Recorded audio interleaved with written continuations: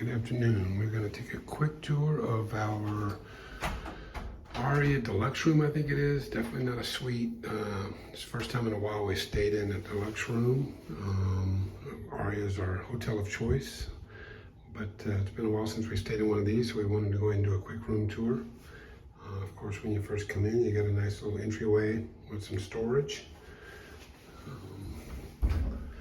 Lots of hanger space. Plenty of drawers. The ironing board, of course, and the iron. The regular sized bathroom. There's a shower tub combination. A little different.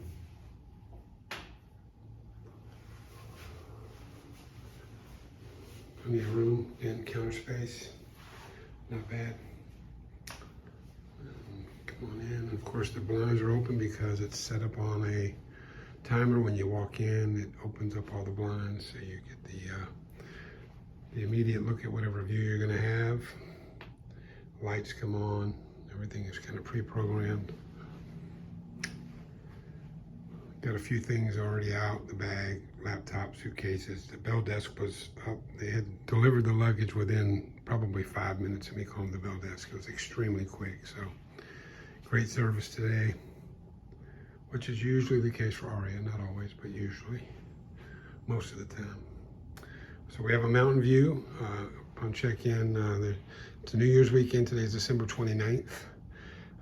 So a lot of people checking in for the holiday weekend. Our room was ready a little early.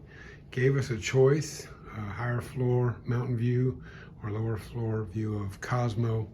Took the mountain view. It's not a bad view.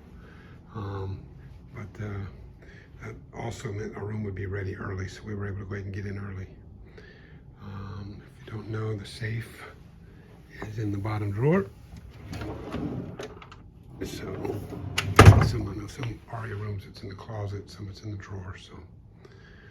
So yeah, overall just a standard room. I think they call it a deluxe room, but nice and open.